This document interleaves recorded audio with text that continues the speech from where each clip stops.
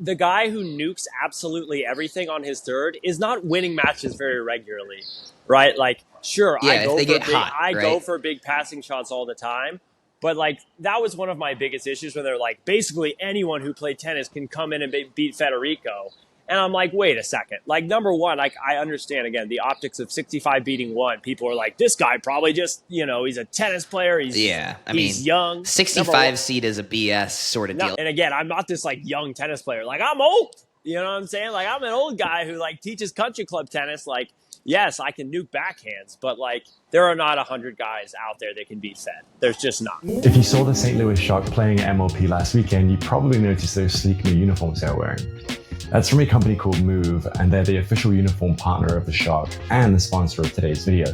Move is a performance apparel brand started by fashion industry vets from Ralph Lauren and Levi's, so they're bringing some legit design cred to the pickleball world. That black and blue jersey you saw the Shock wearing is from their latest line. It has a super lightweight, moisture-wicking fabric and bonded seams, which basically means you're getting no chafing while you're playing on the court. And you look pretty good doing it. So if you're looking to step up your pickleball fit this summer, then head to movebrand.com and use code THEDINK to get 20% off site-wide.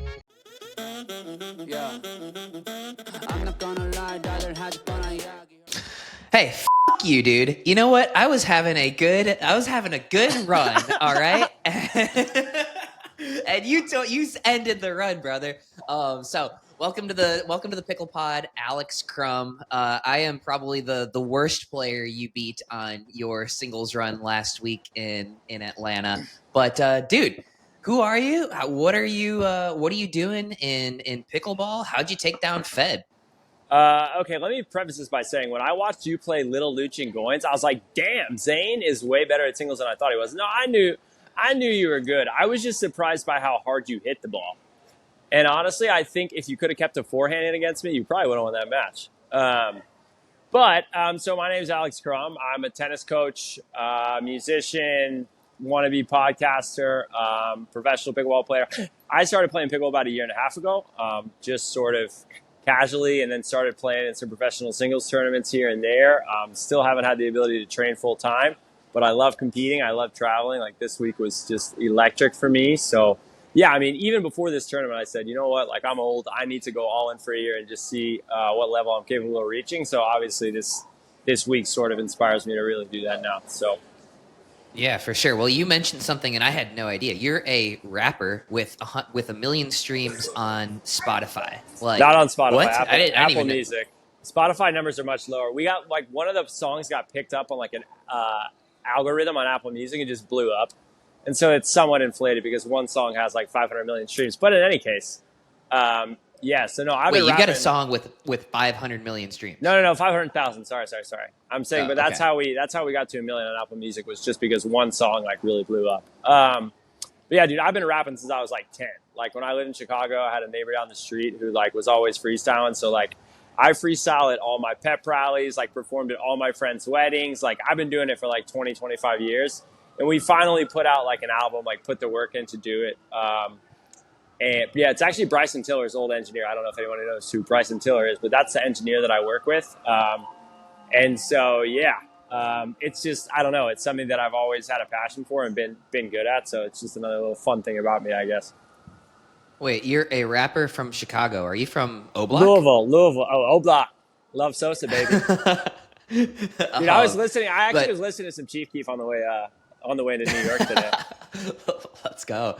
Interesting. So what's your rapper name? Or like what do you go by? So AC is what everyone calls me. Back in high school, it was AC Baby. And so like when I was trying to find a username on Instagram, I was like, let me just take this back to the roots. So we've reverted back to AC Baby. So like AC's already taken on Apple Music, so AC Baby. That's what it is. Okay.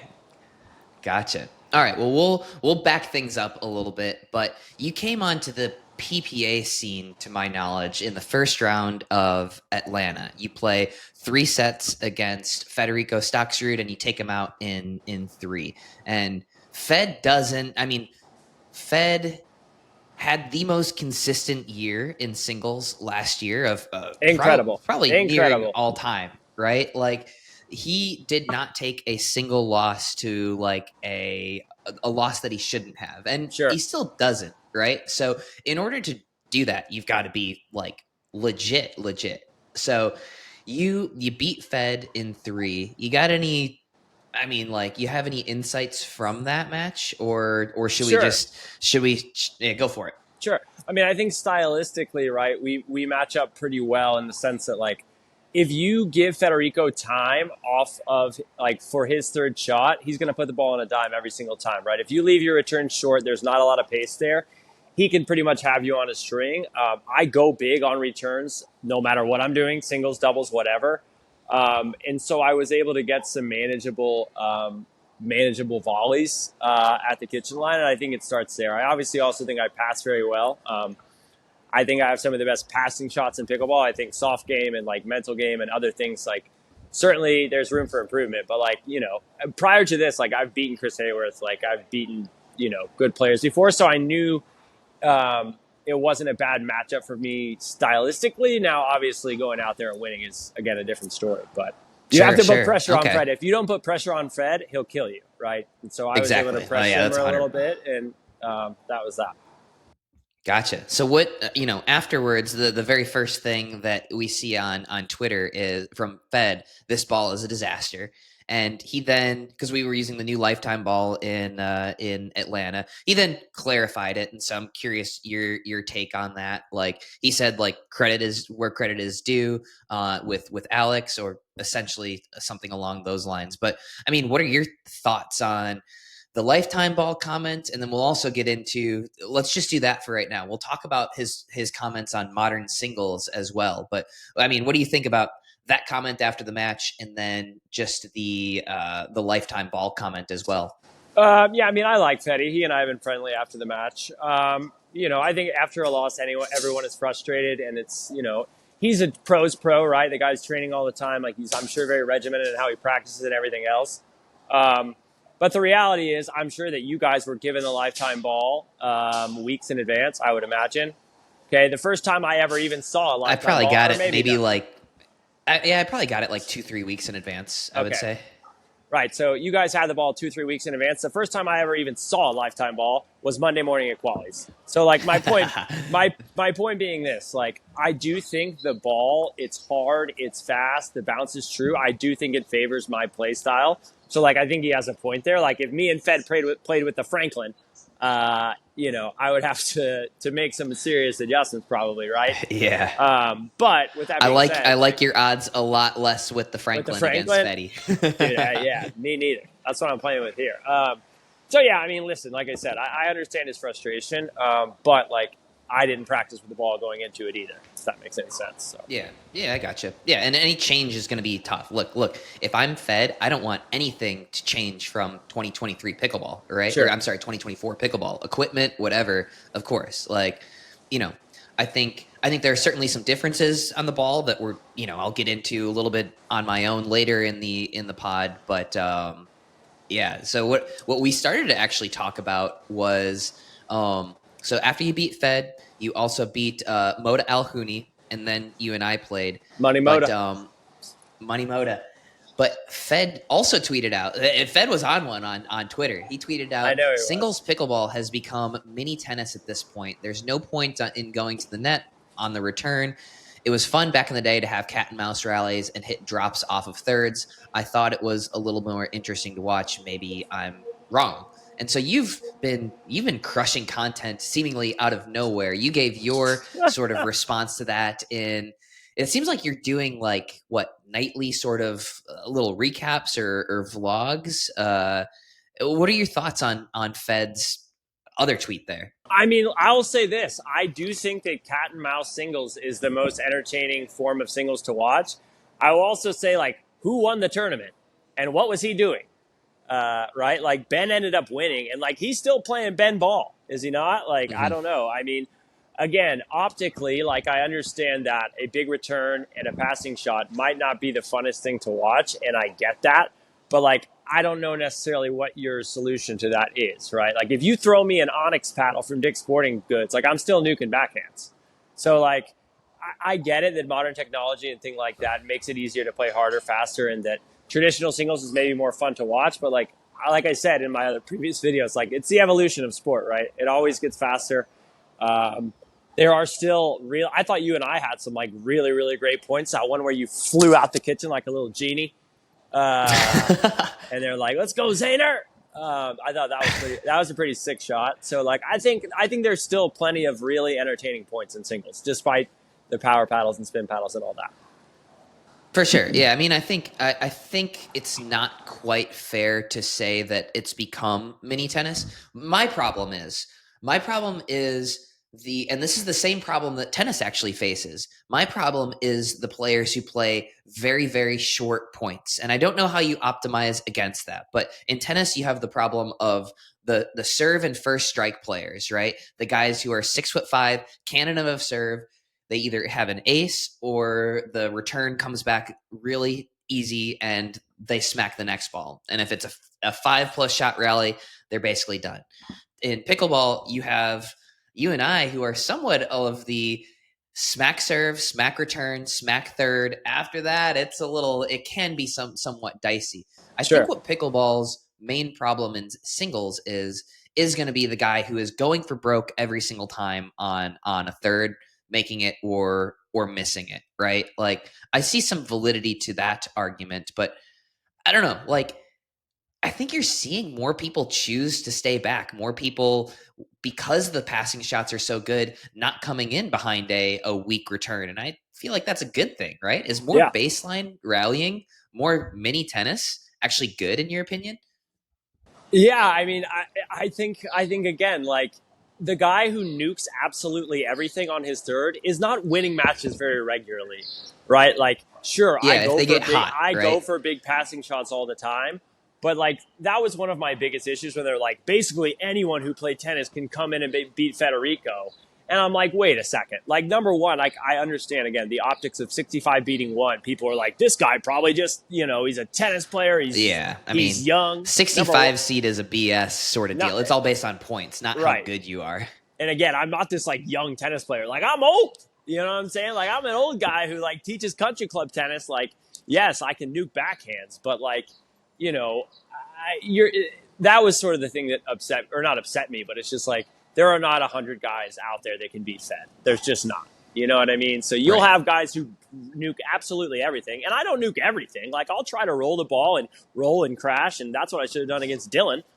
You know what I mean? But yeah, I think those baseline points, I think they're better for singles. They're fun to watch. Yeah, no, I agree. I think a combination of a little bit of baseline and then finishing points at the net is what people loved actually to see in tennis. And I think it's what we're going to want to see in pickleball as well. Like, not just straight up chip and charge every time, but like actually work the point from the baseline a little bit, gain an advantage, and then come in and finish the point off. Like, I think that's more entertaining. Right. So like, who's the number one singles player in the world right now? Pound for pound, probably. Maybe Hunter. I mean, I would say Hunter's been the best this year, and he stays back more than anyone. So, right. I mean, he's rolling the ball, he's shaping the ball, he's rolling and crashing. He's very selective about when he moves in. Like, I don't know. I think he's fun to watch. Yeah, no, I'd agree. Shot making is very good, and he doesn't come in just every single time. So I'm kind of on your side. Like, I like cat and mouse. I don't know how you can force cat and mouse, but I also don't think that mini tennis is necessarily the worst thing ever. Right. Completely agree there. Yeah. Well, all right. So you are in New York now for the APP New York City, starting today, right? Starting in 30 minutes. Me and my little buddy Jakin Gomez from Austin, Texas. He's built like a tank. He beat Jack Foster in qualies this morning. Yes, he's an Austin boy. Gotcha. Okay, interesting. So, but after you win your match against Fetty, you had a hilarious post. You said, Connor Pardero, call me, dude. Like, so what's the plan now? Like, you're at APP. Like, what's next for Alex Crum? You're giving it your all for, you said, like, at least a year. Try it out. Like, what's next for you? Sure. Yeah. I mean, before coming into this summer, my goal was to ultimately get in the top 50 so I could sign a touring pro contract, and nothing has changed there. I know that I haven't proven myself in a major capacity on the PPA Tour. I had one good week. Now, do I believe that I'm a one-trick pony? Do I think this is a one and done? Heck no. I was practicing once a week before this tournament. I'm about to lock in and put my, flag in the sand, so to speak, and get to work. Am I expecting some sort of crazy deal with them? No, because I haven't proven anything, especially in the doubles realm, right? So, like, I would love to sign the Touring Pro contract. I want to play every PPA on planet Earth going forward for the next few years, and really see what I can do with it. I'm not necessarily concerned with like making a living off of a PPA contract, right? And I'm actually much looking forward to the shift next year where it's more prize money incentivized. In my opinion, you win, you make money, you lose, you don't. That's how it should be. So I'm just eager to, after this, hopefully get ink to pad and become a member of the PPA Tour and be a champion for the tour and a great ambassador for the sport. That's that. Yeah. Because right now you're in an interesting situation. So with just this was your first PPA to my knowledge, right? No, I played a couple in the past. Okay, I gotcha. actually played Atlanta the year prior and lost to Gabe Joseph. I've beaten a couple good PPA guys, but... Sure. But this is your first breakout tournament at a slam. Right. And so you earned yourself enough points to get into the top 50. And so now you're basically in PPA purgatory where you have enough points to be in the top 50. If you're in the top 50, you're not allowed to play qualifiers. And if you're not signed, you're not allowed to be in the main draw. So you either need to not play or sign a deal, essentially, at this point. What's your general thought on that as a concept? Like it's forcing your hand, basically. Yeah, again, I think everyone's situation is different, right? Like, I think if you want to do this as a profession, right, and you want to try to build a brand and become a player that people follow and things like that, it has to be done on the PPA Tour. I just think that's a fact. If you want to play tournaments... you're gonna say that sitting at Billie Jean King at an APP tournament right now? That's like Ken's gonna be pissed, bro. I hope Ken's doing well. I haven't seen him. Listen, I think the APP's been a great thing for me, and it's allowed me to travel and play pickleball and meet people and do cool things. But again, like, I'm at that sort of rubber meets the road moment with pickleball where it's like, all right, are you just gonna like show up to a tournament every 2 months and like hope for the best, or do you want to do this as a job? Which, like, I like to do this as a job, do music, do pod, do content, like still keep teaching tennis. Like, I want to do all of those things. And the visibility and just the magnitude of the events, they're just on different stratospheres. They just feel different to me. And so, yeah, for me personally, the only way through is the PPA Tour. For others, under different circumstances, I could see you could make the argument other ways. But for me personally, it's really the only option. Sure. Okay. I gotcha. Well, what else is in the works for you? I really liked your little post-match sort of hotel room talks and whatnot. You've got a podcast with Quang Duong. Tell me about some of the other things that you're doing, because you're all in, it's seemingly on training and then also just being a persona within pickleball. Yeah, I hope people I was like, I need to like chill out and quit posting so much on Instagram, so people are gonna get sick of me real quick. But no, listen, dude. Hey, look, if anybody's getting sick of anybody, my shit's all over Instagram, so you're probably good. Yeah, that's a good point. No, so many. It's content's one of those things to where it's like you watch all these other people create content all the time, and you're like, these people suck. They're not funny. They're not insightful. They're not kind. Like, why do I? You know what I mean? So you got to kind of just lean into it.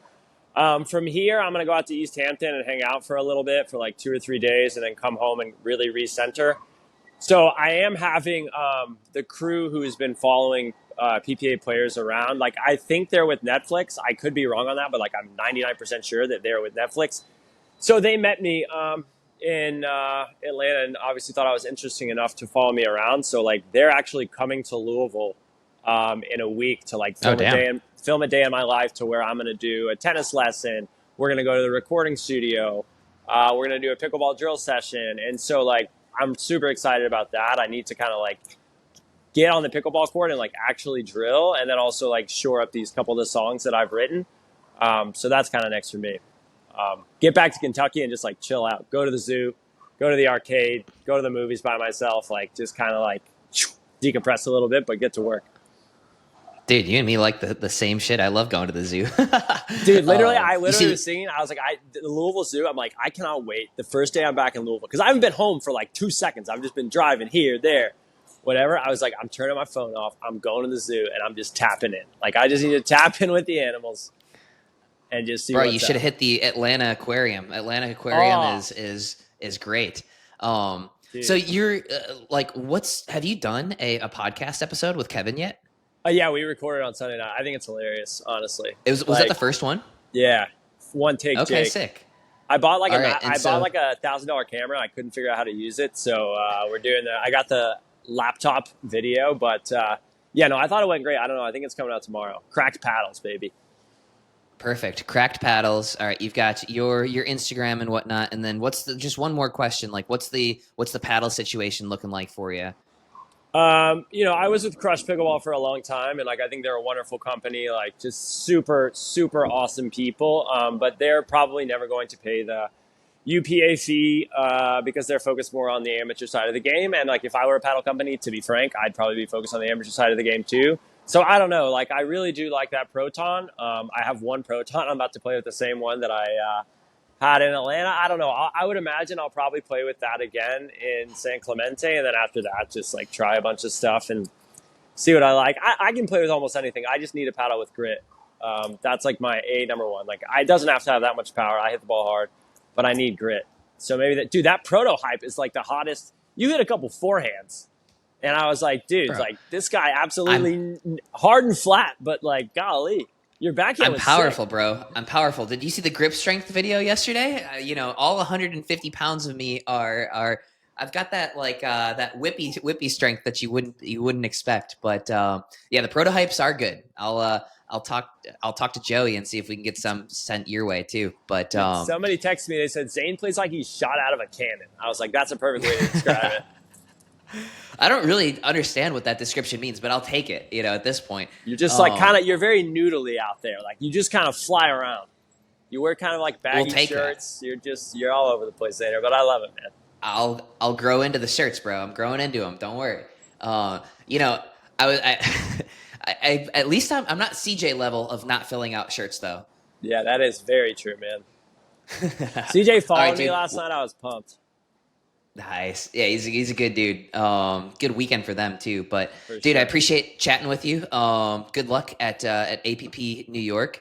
Doesn't hurt your case if you go win singles this week to get a PPA contract. That's for sure. So yeah, no. How much would it hurt my case if I lose to a Marwazir first round? No, I don't care. I'm gonna go out there and have fun and relax. And we're playing inside. We're playing inside, so that's always beneficial for me. So. I really appreciate you having on. And again, I just want to say this, like all the PPA players and stuff that I've met, in the last week, everyone's been like super friendly to me. I feel like a lot of times like new pro players come into PPA tournaments and they like walk around with this scowl on their face and they're like, rah. And like, I just try to, when I meet people, introduce myself, say good luck. Like, I think there's no value in like walking around being a jerk. You know what I mean? So I just want to say thanks to everyone. Even like Fetty has been super nice to me, like, when he's seen me and stuff afterwards. So it's like, that's sort of my message. Like if you're an up and coming pro player, like when you meet people and you have opportunities, like you and me shot the breeze for 20 minutes before our match. And like my friends were like, what were you doing? I was like, dude, Zane's a legend in the sport. Like I'm going to say what's up, So I just wanted to say that. So thanks everybody for. I had a good time talking to your friends too. I was talking shit to them, not you, the entire match. Oh no! When you were like, he's probably only got like 75% left in the tank, and I was like, dude, it's less than that. I was like, bro, it's like 40. Sweet dude. Well, good luck. Appreciate chatting with you. We'll definitely stay in touch, and good luck in New York. All right, brother bear. Give me about 6 months for doubles. Deal. I'll be ready. Deal. All right, Zane. Thank you, buddy. See ya. T-Dog, how was your weekend? Pretty good. Lots of pickleball here. Lots of pickleball. Yeah. Are your fingies tired from typing out upset alert all these times? There was a lot of upsets, and I may be getting carpal tunnel due to those. Yeah, for sure. Crazy upsets in singles. Yeah. I really feel like, and I'll kind of get into my review of the lifetime ball. The meta didn't change all that much in doubles, but the new ball really favors certain archetypes of singles players. And so I think you saw that here this weekend. Players who play with a lot of spin and don't typically flatten the ball out or don't fully compress the ball on some of their passing shots really struggled because the ball would sort of slide off of the paddle on some of those passes. Just thinking of playing against Gabe in my first round, I was like, man, I feel like he's missing he's hitting his down the lines great. And so I really started covering the down the lines, and then players were struggling to grab the ball on the cross court shot. And I think it also favors players who take time away, take the ball on the rise as well. So I think it changed singles more than we're even giving credit for. Yeah, and some of a million different interesting results. We just had Alex on who beat Fed. What were your thoughts on that match? Yeah, I mean, he hits a hard I don't need to tell you this. He hits a really good passing shot from either wing. And like you said, I think the players that are shaping the ball more didn't have as much of an advantage on that. I mean, I think I saw, not to get too off topic, but I think I saw Ben playing with a Gen 2 because of the dwell. And it's like, it's good that players are able to adjust that quickly, but at the same time, you can't adjust I don't know of any player that can just adjust their whole game of like, I'm going to get so much top spin roll type of thing. And then all of a sudden be like, okay, I'm just going to play flat and hard and do it a completely different way. Yeah. Yeah. I mean, like we do it to a certain extent on playing conditions, right? When it's windy or whether it's hot or cold or ball or whatever, like we're used to it to a certain extent. But the ability to quickly adapt to a new ball is, I think, important. But we had Christian Alshon versus Julian Arnold. How about that match? You check that one out? For sure. I watched that one. There was a lot of screaming there, both sides. I kind of loved it. And I loved Christian's interview afterward. He was like, listen, singles is tough no matter what round you're in.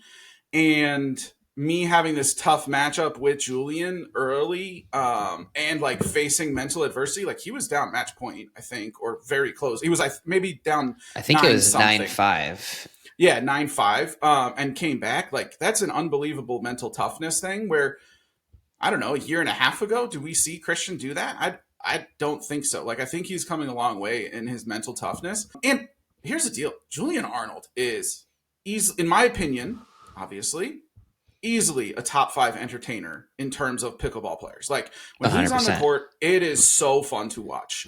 There's gonna be like, if you're a person looking to get content from pro pickleball, just sit wherever Julian, like I guarantee every match. Now, I would like to see 2 things from Julian moving forward. Please just play MLP. And secondly, win more so we can see you stream more because it's always entertaining. Yeah, let's clip that and tag Julian. We'll invite him to collab and just no context. All right, Josh, get on. I'm sure he'll love me. I'm sure he'll love me for that. No, look, I mean, that was an incredible match. I'm curious, like, do you think there were any matches this weekend where the screaming was too much? I mean, the ones that come to mind would be Julian versus Christian or Annalie versus Kate, right? Those were the 2 loudest matches. No, I think, and I would also say Tyler and Matt were pretty close. They were chippy, but they weren't screaming, right? No, that's very different. Yeah. The screaming doesn't really, I mean, here's the deal. Would I love it if when you're screaming, you're just screaming to pump yourself up and not intimidate the other opponent? Yes. Is that always going to happen? Kate Fahey says no. So, like, what are we going to do about that? And to her credit, AO was screaming right back. So, I don't think there was anything, like, too crazy about that.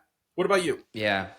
No, I mean, I think it's better to be too far than mutes, right? So, like, maybe it was slightly. I was fine with it, but I would rather it, like, the worst thing that you could have is Christian and Julian playing a silent match, right? We wouldn't be talking about that match if that was the case.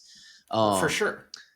And, the interesting thing is it seems like there's definitely some mutual respect there because they had a nice handshake at the net, everything. Like, it seemed like they were loud, like getting after it, but I feel like they were adhering to the shit talk, like, code, right? Like, yeah, right. Not personal. Like, we're just doing this on the court, and they like set it aside afterwards. It seemed like, and so very quickly, like people were saying, like it is a great rivalry, and it is, right?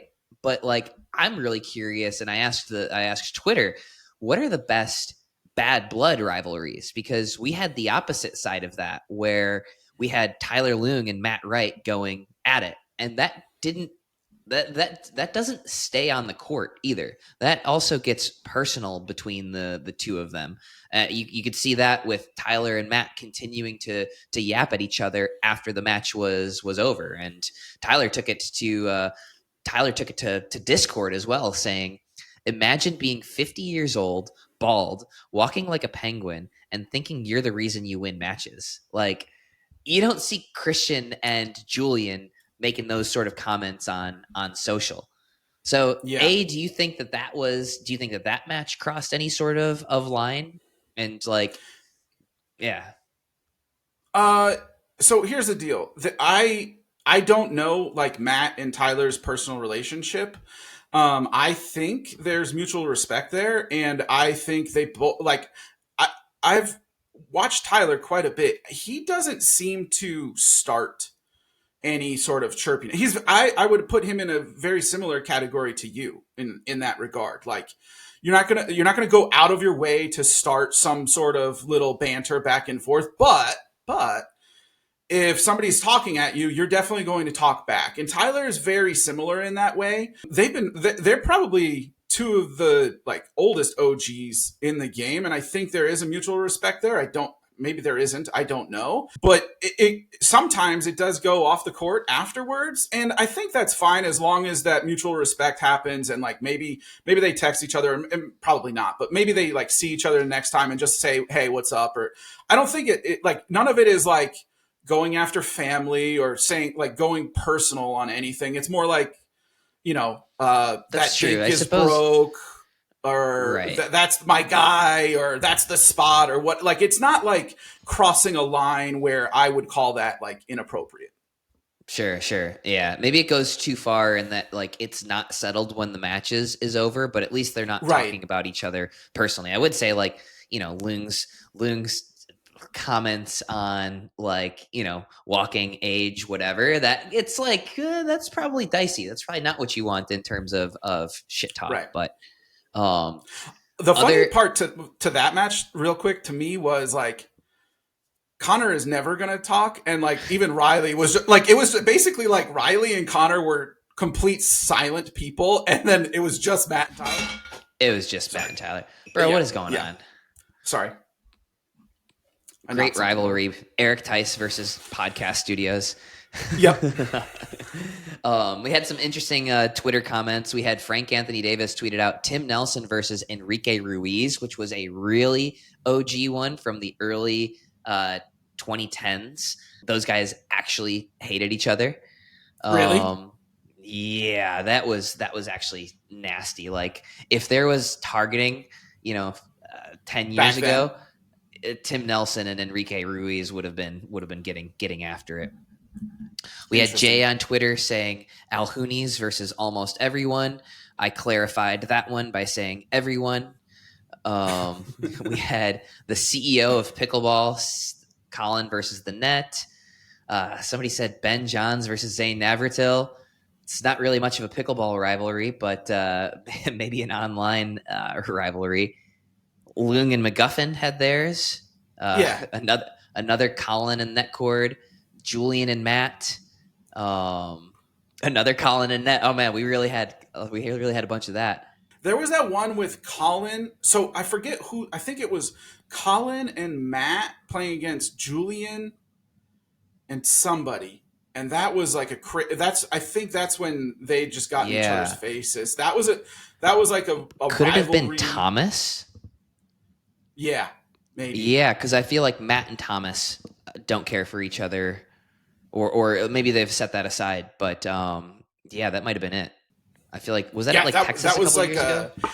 And Colin called Julian the biggest clown in pickleball. I specifically remember that line, and I was like, oh, that's not a good look. Yep. So I feel like the other best bad blood rivalry has got to probably be Leia and Salome would be my guess. So in other news, did you see somebody named their baby after JW, allegedly. Yeah. So I'm so interested in your take on this, but here's mine real quick is like, it's a little weird. In other sports like this, in mainstream sports, this happens all the time. Like you hear of like, some kid named after the father's favorite quarterback or what, like this happens quite a bit. And obviously those people aren't known because there's 55,000 LeBrons being born every year, it seems like, right? So it's like, okay, that's not a huge story. I didn't think pickleball was at this point in our lifespan, but it's kind of cool and good on J-Dub for doing like a photo shoot and like meeting the baby and stuff. I thought it was cool. I would be just uncomfortable all around, right? Like, I don't know. I'd be like, you named your baby Zane? Why the fuck did you do that? Your child is set up to be an asshole.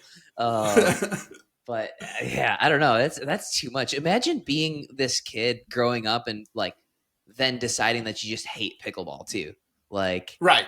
Yeah, that'd be wild. I guess you could come up with some other excuse or something, or just not tell people that you're named after a pickleball player. But do you know, like, so J-Dub is James Walter, right? Like, is the baby named James Walter, or is it just JW? Like, I think I need a little bit more here. Yeah, that's true. I actually don't know. I don't know that. And we should have got them. We should have had the baby on the podcast. The baby. We should have had the baby on the podcast. All right, so I've got a rules question for you. Did you see that Pablo got defaulted? Okay, so I'm gonna hit you with a question before you hit me with your question. Well, let me give the background real quick. Let me give the background. But Pablo is down 10-8 to, it was Connor, right? He's down 10-8. He smacks a ball into the net and gets a warning, then basically does some swearing or does something else and gets himself a second technical warning, which also felt like a misuse of that term. That should have been a technical foul, I believe. But basically, he's down 10-8 and a point is awarded to Connor, giving Connor the match. I was under the impression that when you get a technical foul, if you have points, your point total is actually reduced. Okay, so a couple things on this. He did get a technical warning for slapping the ball into the net after side out was already called. He also received another technical warning. This is very similar to soccer. He also received another technical warning for his profanity, which results in a technical foul. So you're correct. Okay. But look, I don't know when this rule changed, but according to the PPA rulebook now, I think it changed at the beginning of the year. Instead of reducing yourself a point, it gives the other opponent a point. And so at 8-10 or 10-8, I guess, Connor would have been serving at 10-8. He didn't have to serve. He just wins. Right. He won the match. We walk off. Yeah. I mean, that makes sense to me. I always thought it was strange, and I feel like it was only a rule for a little bit of time, because when I first started playing, technical fouls gave the other person a point. And then somewhere along the line, it changed where it was a reduction of a point. And now it seems like it's back to giving the opponent a point, which just makes way more sense. Like, yeah. So reducing a point seems very strange to me. I just was unclear about that rule. So that took a little while. They had to, like, the lead ref and the second ref had to confer.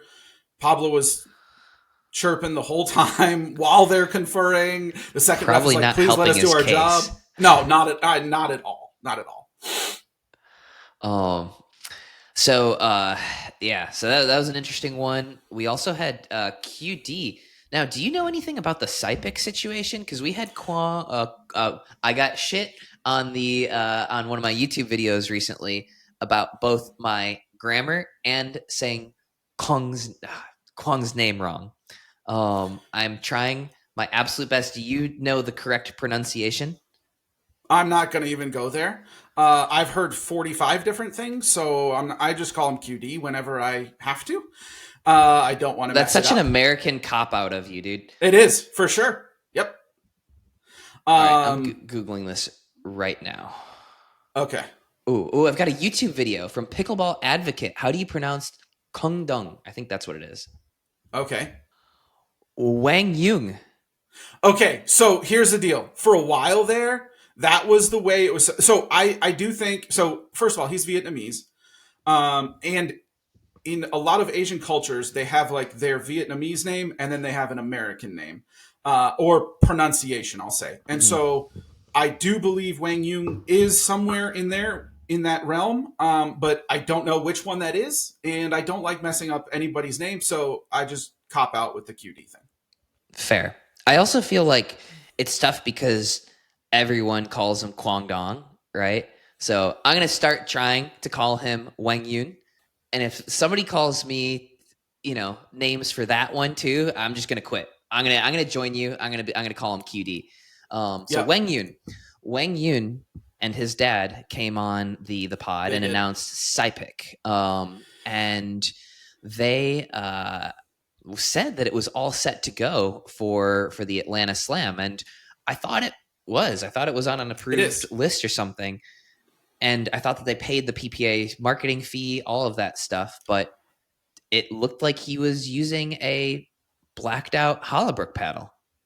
Yeah, so a couple things on this. I did double check some stuff for you. I went on the UPAA website, and you can see just like USAP, you can see all of the paddles that are approved or not approved or all of that on the UPAA website. The SciPick has 2 models that are approved. They're on the interim approval list, which is like they're basically approved, but need to get final approval by July. And a lot of those paddle companies are already doing that. Okay, so but it is important to note that they are not, like, you're correct in that SciPick did pay the marketing fees, and so it's not like they have 2 blacked out models that are approved. They're fully approved. He could play with them tomorrow if he wanted to. I have heard from sources that however many paddles he brought to Atlanta, he could not get on-site testing approved. So he failed the on-site testing. And so he had to play with something, and it sounds like he just grabbed a black. Now, Holbrook has not paid the marketing fees, and they have a blackout. I forget the name of the paddle. I think it's an Arma or something like that. But he played with a blacked out Holbrook, yes. Gotcha. Interesting. Well, yeah, we'll keep watching that situation, because I feel like I saw him with his SciPick paddles and whatnot. But then, yeah, when I went to create the review, I was like, wait, he's not using that. So hopefully they get that situation. That's going to be incredibly tough. Like, I'm sure he's been practicing with the SciPick for at least a couple of weeks, maybe a month, knowing that he was going to sign, and then like show up to a tournament and then have to play with not only a different like model, but a different brand. That's gonna be tough. Completely. All right. So then moving on through the tournament, we had, I think it was Friday, where basically there was rain. Things got pushed back, played into the night, and we had one of the worst looking streams we've had so far, with some crazy bad like looking lighting. And so I caught some shit because Ben was playing, and I gave him credit. I was like, this lighting looks abysmal, and he played through it. And it seemed like I watched the entire match because I was like, is he complaining? Is he what? Like, he played through it seemingly without complaint.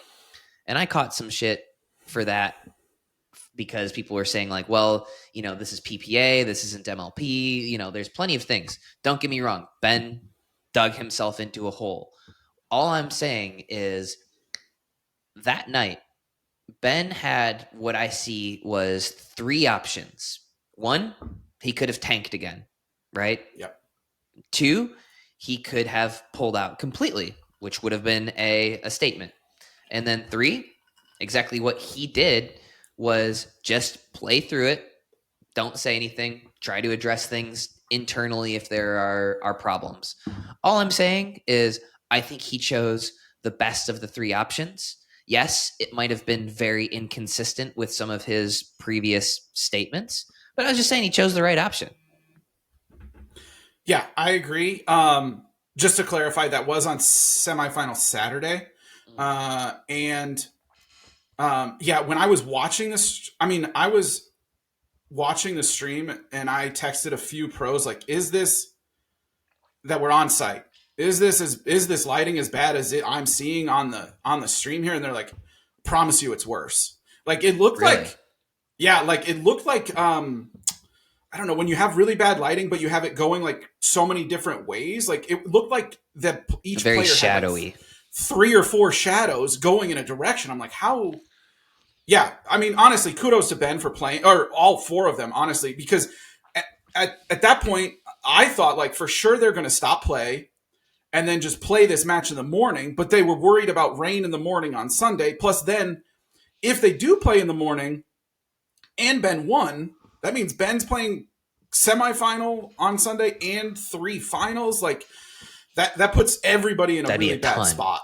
He looked gassed in game 1 of singles. I can't imagine him having to finish a doubles match, then do mixed, then do doubles, then do single. Like that would have been insane. So I agree. Yeah. I think this was like the best option, but I don't know what the other options was the really best option been. But it was the inconsistent option, right? Because for sure. I think he's choosing not to double down on the safety thing. I felt like that was somewhat of a cop out. Like I think safety is a legitimate concern under some circumstances, but I feel like he's just decided like, look, I'll deal with it. We'll adjust, whatever. And so, the remaining question is, like, the way that I see it is that the remaining question is, A, is this a general attitude shift from Ben? Or B, is it true that he hates MLP and likes PPA? He'll play through it at MLP or at PPA. He won't play through it at MLP. And to be fair to him, he did not have the opportunity to answer that question in Atlanta. Right? It's a PPA. Right. It's not an MLP. So he could not put that one to bed. Like, I don't think you can fault him for something that he can't put to bed. Again, he's put himself in a bad situation here. But my hope is, and I think some of the other things that we saw from this weekend, I hope this is a general attitude shift from Ben on this. And part of the reason that I think that could be the case is because I've never seen him this in the entire time I've been playing pro pickleball, like all the way back to 2018, 2019, I've never seen him once as fired up as he was against Hunter Johnson on Saturday and Connor Garnett on Sunday when he won the singles championship, coming down from a game behind. Like he actually like yelled, he was down on one knee and he was like fired up. It was nothing like I've ever seen before from Ben.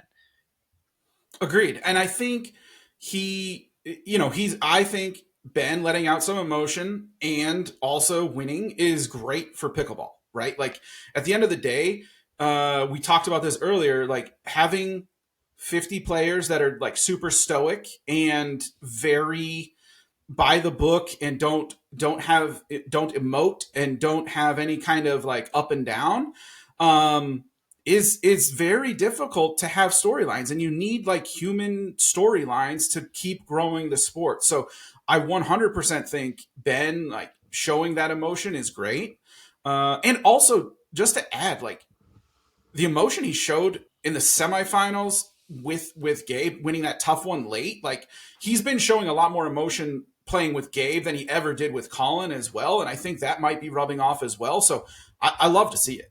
Interesting. Do you think that this, so there's reason to believe that Elon Musk and Mark Zuckerberg are actually just robots. Do you think that this is Ben's attempt to pass the Turing test and prove that he's not a robot? It could be. And we're asking serious questions. If that's the case. Serious questions from a very serious podcast. No, yes. In all seriousness, I think it's great. And I feel like some of these reactions actually helped this feel like a slam. Now, the Atlanta tournament has always been considered a slam because it's got some of the most history behind it. I think the most historic tournaments are Nationals, US Open, Texas Open, and Atlanta Open, and TOC, but that's gone now, Beer City as well. Like those are kind of the tournaments. I'm probably missing something with some of the most history. So I do feel like this felt like a slam. This did feel different for whatever reason, which I think is a very, very good thing because we can't have cookie cutter slams. Yeah, no, I think PPA is doing the slams right this year really well. They have their own social media accounts. They are putting on so many events around the thing, and they're bringing Matt and Cameron with the booth. Like it just feels like an elevated event from like all perspectives, and I love that about it because, you know, to the average viewer, it's really without prize money. It's very difficult to know like what's important, what's not important. You know, in my previews, I write out this is worth double, but like, does the average fan know that? Probably not. But this just felt way elevated from the beginning, I thought. Yeah, no, I'd agree. So a couple other things. We had the debut of Anna Lee and Anna Bright, and also the debut of Catherine and Rachel. And it was a bloodbath all weekend long for anybody playing against Anna Lee and Anna Bright. And so Doughboy Nico on Twitter posted, sadly, I think everyone else in women's doubles is fucked for a long, long time. You think that's true? 100% that's true. Here's the deal. Let me just run through a couple numbers for you on the weekend. AB and Anna Lee won 99-28. That's an average of 11-3. Okay. And that's against Catherine and Rachel, right? Like they played them and beat them in 3 straight. And I'll say this, like they had some unforced errors. Like they did not, like neither of them played their best in women's doubles. I would bet anything that both of them would agree on that. So we have the number 1 and number 2 best women's doubles players playing together. I just don't see here's the only thing. I think they go undefeated the rest of the year. I don't think they lose one match. If they do lose a match, I think it comes at the hands of Georgia and Tyra. I think those are the only two that have the power, hand speed, athleticism, defense. Like here's that they can compete. They're playing. I do know Tyra and Georgia are scheduled to play 6 together. So yeah, maybe they're playing about half, right? Like Tyra and Paris are playing half, and Tyra and Georgia are playing half. Right. And so could they get a win out of those 6? For sure. I think that's possible. And so on the broadcast, they've been talking about like, oh, you don't want to be on the other side. You want to be on the other side of AB and Anna Lee because then you can meet them in the finals and you can get more points. While I agree you can get more points, I think beating AB and ALW in best 3 out of 5 is just even more of a mountain to climb. So I think it's actually better chances for Georgia and Tyra if they were on the same side of the bracket to actually get the W over them. And I think everybody else is playing for second right now. Like it's not even close. Yeah, I just can't see Rachel and Catherine with the weapons to beat them, right? I think that just about everybody is in agreement that like, you know, they're a dominant team. The degree is how dominant are they going to be, right? Are we talking about I think they go undefeated for the rest of the year. I think that they win 99 out of 100 matches against the field. I think they win 95% of matches against Georgia and Tyra. So I can't see anybody beating them. So the question I have for you, T-Dog, is do Anna Bright and Anna Lee drop a game for the rest of this year? Oh, for sure. Yeah, absolutely. You think for sure? Yeah, 100%. They're going. I mean, hell. Now that I'm really thinking about that, Zane, that sounds insane. They're playing like what 12? We have 12 tournaments left ish. I would say. Mm-hmm. Yeah. Yes, I'm saying. A good one. But like that's okay. I was immediately like, no, yes, absolutely, and then, but I'm still going with a yes. They will drop a game somewhere. All right, I'll take the other side of this. We'll have to really figure out a note to We'll have to figure out a note to revisit this at the end of the year. I'll take that they're not dropping a game for the rest of the year. That's insane. So let's just do but that. Let's think about it though, right? Because it's not happening in a round of 16. I don't think it's happening in a quarterfinal. Right. It's only ever going to happen in a semifinal or a final, right? So you only have semifinal and final. That's 2. You have 24 matches, meaning 48 games. Can they win 48 games in a row? Also, just one little caveat to that. I know the quarterfinals isn't super competitive, but Kate and Tina made their way out of the quarters for the first time at this tournament, and they are showing signs of getting better. I'm not saying they're at the ALW and AB range, but I think they could also take a game, possibly. They're looking really good. Kate has become a freaking reset machine. It's her doubles game is impressive. For sure. I mean, we did our power rankings. We did our first one a couple of months ago, and I said look, Kate is overhyped in doubles, and at that point, I thought that was true. I also said in that very same one, I could see Kate being a top 10, 15 doubles player by the end of the year. I think she's probably already there. So that result isn't particularly surprising from my end. I think again, that's just a team that's Anna Lee and Anna Bright are going to have to be focused and have to beat. But if they're dialed in, there's no crazy weapons from the Kate and Tina team that's going to hurt them. No. They're never going to miss a ball, but there's not too many weapons.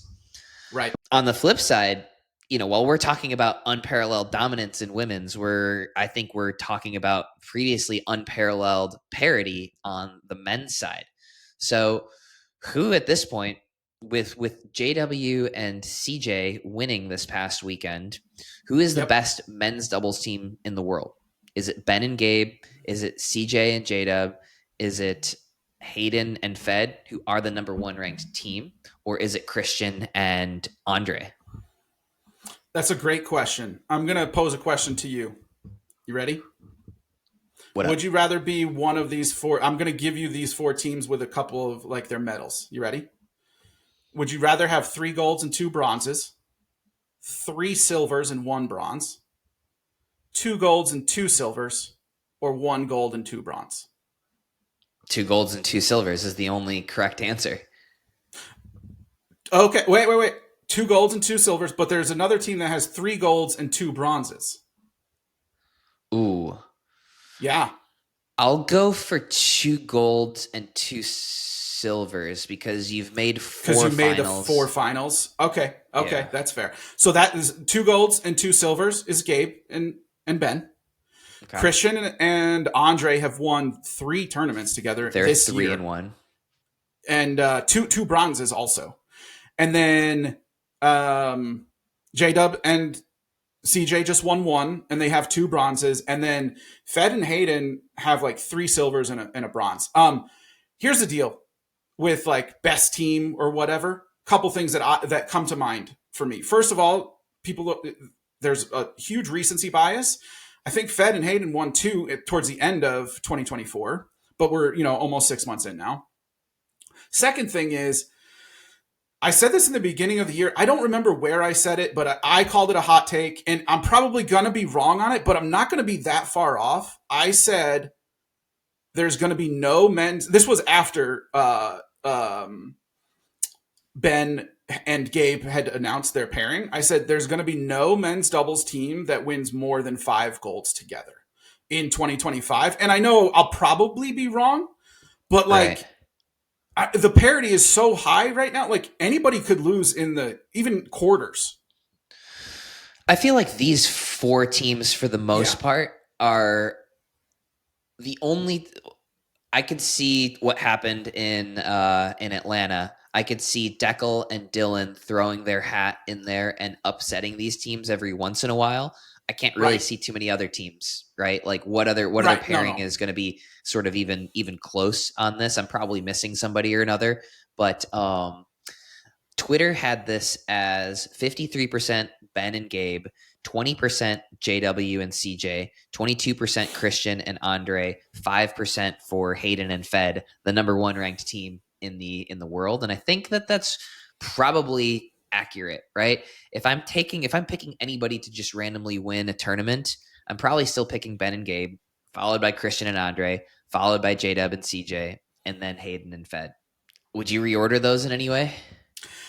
So here's my I do agree with you on the order. And my caveat to that is like, I would say it has to be a slam because Ben tries harder at slams. The problem is Ben just lost in 3 in a slam.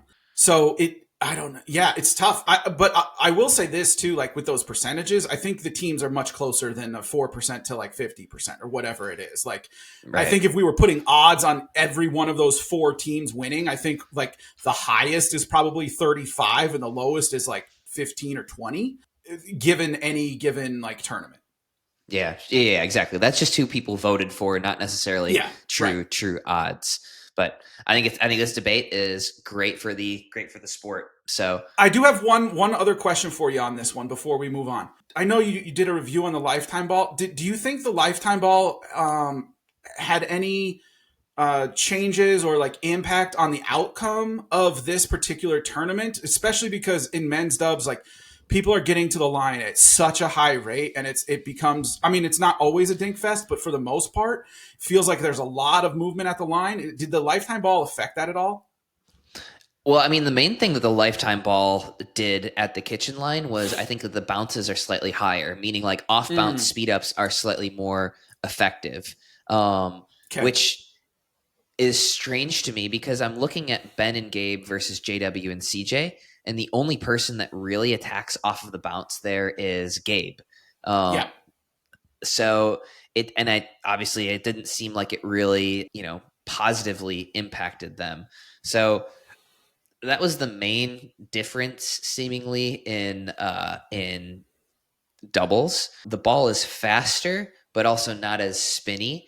So I don't think it has an enormous impact on drive and crash. Possibly at the highest level, I think it possibly actually reduces the amount of drive and crash because you can't dip that ball below the level of the net, and all of these players have such good hands. So that could have actually hurt Christian and Andre a little bit because drive and crash is a big part of their game.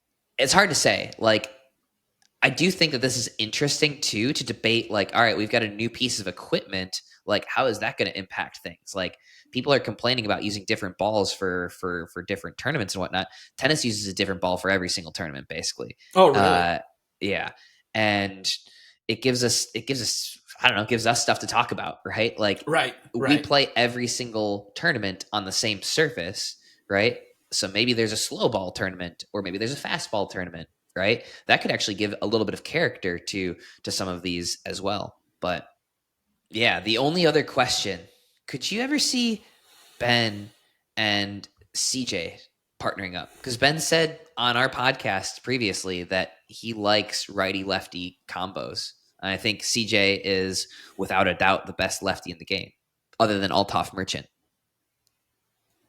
If you need a hip thrust, you got Althoff. Could I see? Yeah, I could see them. Here's the deal. I don't think that seems to me like a year-long partnership, but like maybe Gabe is out a tournament or whatever and Ben needs a partner. I could easily see him calling up CJ. Here's also one thing that I've noticed a lot about CJ. CJ, in my opinion, is so much better in men's doubles than he is in mixed, because when he is able to have a good foundation in terms of footwork and be balanced, his hands are so fast. Like, I mean, Ben is speeding up or countering, and CJ is just putting it back, like all the time on that in that finals match. It, like, his hands were insane. Like all 4, to be honest, hands were insane.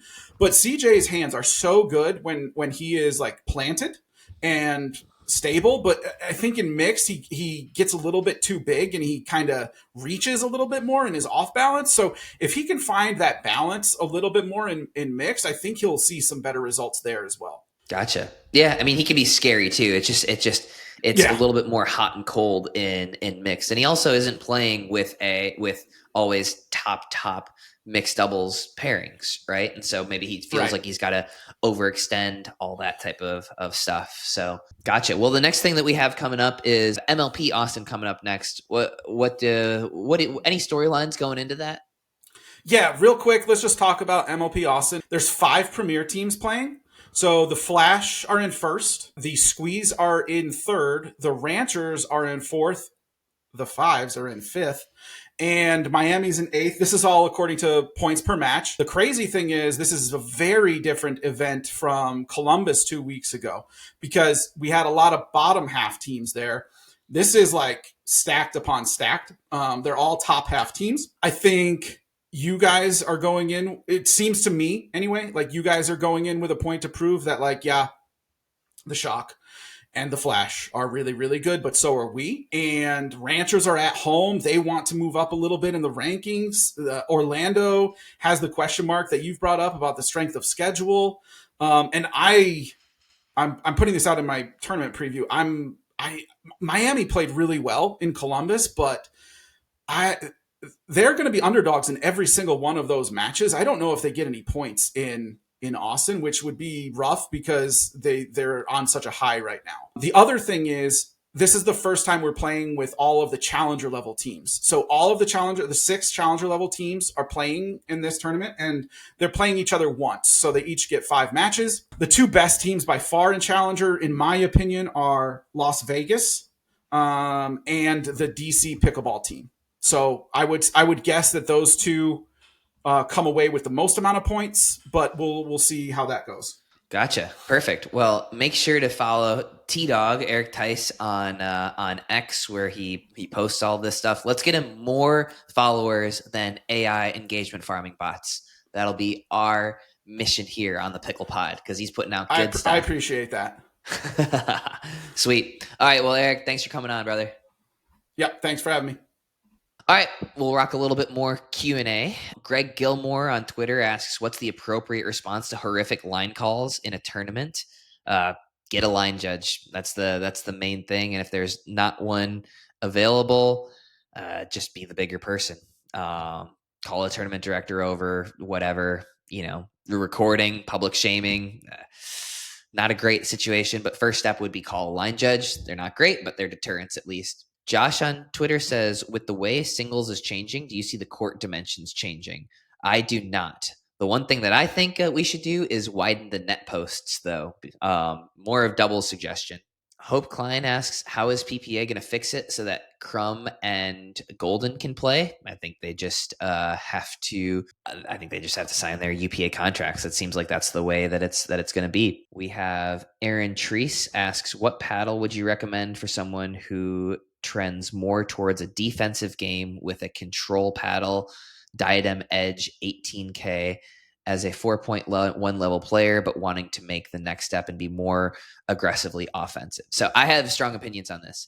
I think that control paddles are crutch paddles, meaning like, yes, you can use them to try and, make your dinking a little bit better, but I think that you're artificially making your dinking better. You're not fixing the real problem with your dinking, which might be your technique. So I think a power paddle actually exacerbates issues in your dinking technique. If you can fix those issues in your dinking technique and actually address them, you then have the benefits of having a power paddle and the benefits of having actually better control on your dink. So, I mean, I would use like a Paddle Tech Annalee Waters paddle or a Paddle Tech Bantam or, Pro XR Proto Hype, something like that. They're long-lasting paddles and just solid ones. Spider Kane asks, do you find it strange that Ben still plays singles with his old paddle? I do and I don't. I think actually in singles, you want a paddle that you can swing out on more, meaning like you actually want a slightly deader paddle and spinnier paddle in singles. And so that's basically what Ben was doing by switching back to a previous version. All right. Sean on Twitter asks, is an aggressive slice shot that knuckleballs the ball an effective shot in the pros? Nah, we're all going to read that. And if you slice it to us, we're going to be getting much more topspin on it. I've got a YouTube video. It's called Pro Pickleball Players Never Slice Their Returns Anymore. And that would be a good one for you to take a look at for a more in-depth explanation as to why you should stop working on your forehand slice. CJS asks, other major sports have full-time commentators who successfully played at one time and really know the finer nuances of strategy. Why doesn't pickleball? Because not too many people have retired so far. I mean, I think you look at Dave Fleming has a really good background. Matt Manassi understands pro pickleball. Adam Stone does as well. So, like, you know, I think those are legit people who understand the nuances and strategy in pickle. All right. Brooks Jones asks, what's the current meta and where is it actually headed? J-Dub and CJ aren't exactly the new wave of Dane Gingrich death to reset school of pickleball, and yet they just beat the best team in the world. What's the meta for top pro 5060 trying to break through? The meta is whoever has the fast hands. Like, that is the most important skill. Everything else, speed ups, resets, whatever, way down there. So they've got the fastest hands. Everything else is slightly less important after that. All right, on Instagram, the Prince of Pickleball asks, should the PPA use the lifetime ball permanently or stick with Vulcans? I think, you know, you gotta go with what the venue wants and what'll pay you some money and what the best ball is. So some combination of those. Where's my favorite place to play in Atlanta? I love Pickle and the Social. Fun spot for anybody who's from Atlanta. Who are my favorite partners to play with in mixed and men? I loved Jeff Warnick in men's doubles. We always had a good time playing. I loved Althoff. That was a lot of fun. You know, I've enjoyed playing with just about all of my partners. And, you know, for mixed, give me either Kawamoto. Doesn't matter. Love the Kawamotos. And I love Koopy. I don't know. I feel like I've had a good time playing with all my different partners. That's a cop-out answer. I'm sorry, but it's the truth. Gio Issei asks, Pro XR, why so secretive with the proto hype line? Never reviewed, limited info. It's not really secretive. We've just run pretty limited runs of them.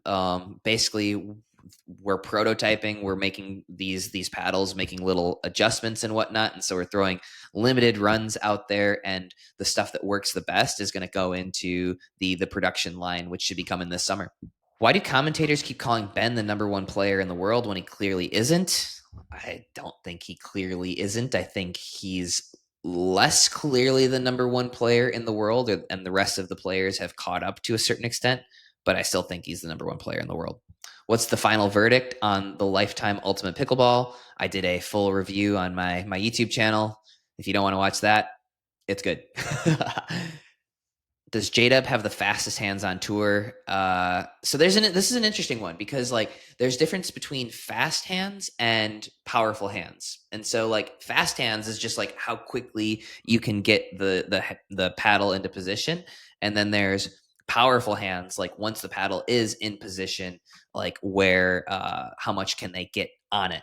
Riley Newman still has the fastest hands on tour, in my opinion. However, he's lacking now in powerful hands, right? His counters don't come back quite as hard. So I think best hands, J-Dub has best hands because he's got a great combo of power and quickness. Which men's team will win the most golds this year? I'm going to go with Christian and Andre. Pickler Kate asks, how do you train yourself to stop hitting out balls? You just got to feed the computer algorithm that is your brain. Practice, and you can isolate, right? Play dink games from the kitchen, and then you can get more reps on that. Brandon Scher asks, has CJ become the best lefty in the game officially? Yeah, without a doubt. The Healthy Pickleballer asks, will Ben seek out CJ as a partner soon? I could actually see that for sure. All right, I think that's good. PicklePod. Yeah. I'm not gonna lie, rather had